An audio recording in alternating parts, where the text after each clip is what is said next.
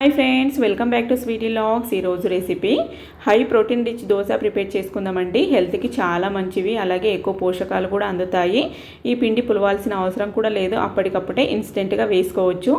దీనికి నేను ఇప్పుడు తీసుకున్న పప్పులు ఒక టీ గ్లాస్తోనూ ఒక గ్లాసు పచ్చిశనగపప్పు, ఒక గ్లాసు శనగలు, అలాగే ఒక గ్లాసు అలసందలు, ఒక గ్లాసు మినుములు తీసుకున్న, అలాగే ఒక గ్లాసు బఠానీలు, ఒక గ్లాసు పెసరపప్పు, ఒక గ్లాసు రైసు, అలాగే ఒక గ్లాసు శనగలు తీసుకున్న వేరుశనగలు. ఇవి ఇప్పుడు నీట్గా వాష్ చేసుకుందాం. మనం నైట్ డిన్నర్ అయిన తర్వాత ఇవి వాష్ చేసుకొని పెట్టేసుకుంటే సరిపోతుందండి. నేను నైట్ డిన్నర్ తర్వాతనే చేసుకుంటున్నా. ఇప్పుడు నీట్గా వాష్ చేసాం కదా, వాటర్ వేసేసి క్లోజ్ చేసి ఓవర్ నైట్ నానబెట్టేసుకోవాలి.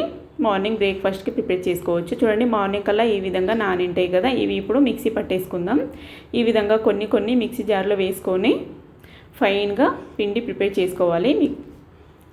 ఈ విధంగా కొన్ని వేసుకుంటే పిండి చాలా బాగా మెత్తగా వస్తుంది. మనం ఎక్కువ వేసుకోకుండా మొత్తం బ్యాటర్ మొత్తం ఈ విధంగా ప్రిపేర్ చేసుకోవాలి. మొత్తం ఈ విధంగా పిండి చేసేసుకొని మనం కావాల్సినంత తీసుకొని మిగతాది ఫ్రిడ్జ్లో స్టోర్ చేసుకొని ఒక 3-4 డేస్ వేసుకోవచ్చు. బాగానే ఉంటుంది, ఏం కాదు. నేను ఇక్కడ కావాల్సినంత బ్యాటర్ తీసుకొని మిగతాది క్లోజ్ చేసి పెట్టేసుకుంటున్నా.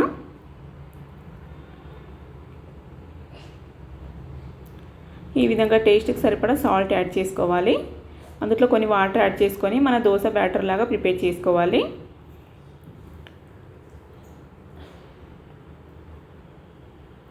ఇప్పుడు పొయ్యి పైన ఒక పెనం పెట్టేసి హీట్ అవ్వడానికి పెట్టాలి. ఈ విధంగా హీట్ అయ్యాక బ్యాటర్ వేసేసి కాల్చుకోవాలి. మీడియం ఫ్లేమ్లోనే కాల్చుకోవాలండి. మనం నార్మల్ వైట్ రైస్ దోశలాగా హై ఫ్లేమ్లో పెట్టి కాల్చుకోవద్దు. మీడియం ఫ్లేమ్ పెట్టి కాల్చుకుంటే బాగా కాలుతాయి. ఈ విధంగా పైన ఆయిల్ యాడ్ చేసుకొని సైడ్స్ కూడా కాల్చుకోవాలి. దోశ పెద్దగా వేసుకుని ఉంటాం కదా, సైడ్స్ కూడా అడ్జస్ట్ చేసుకుంటూ పెనం తిప్పుతూ కాల్చుకుంటే బాగా కాలుతాయి. ఈ విధంగా బాగా ఒక సైడ్ కాల్చాక రెండో సైడ్ టర్న్ చేసుకొని కాల్చుకుంటే రెడీ అయిపోతుంది. హెల్త్ కూడా చాలా మంచివి, అలాగే ఎన్నో పోషకాలు కూడా అందుతాయండి. పిల్లలు ఈ విధంగా దోశలు వేసి పెడితే చాలా బాగా తింటారు కదా, అందుకే ఈ విధంగా మనము ప్రోటీన్ రిచ్ దోశలాగా పప్పులన్నీ మిక్స్ చేసి పెట్టేస్తే చాలా బాగా తింటారు, చాలా ఇష్టంగా తింటారు.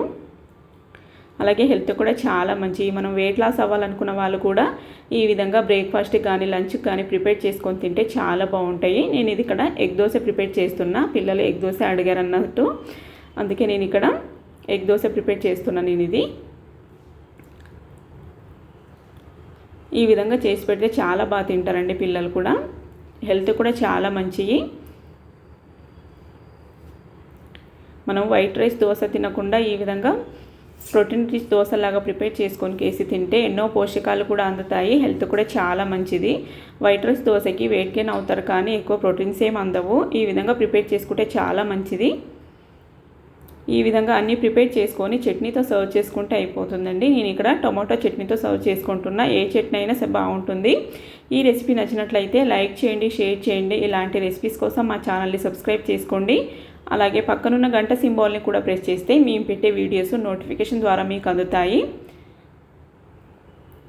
ఫస్ట్గా మీరు మా వీడియోస్ని చూడొచ్చు. చాలా బాగా వస్తాయండి, మెత్తగా సాఫ్ట్గా. ఈ విధంగా సాఫ్ట్గా కూడా వేసుకోవచ్చు, అలాగే క్రిస్పీగా కూడా వేసుకోవచ్చు. నేను ఇక్కడ మొత్తం సాఫ్ట్గానే వేసుకున్నా. Thank you for watching.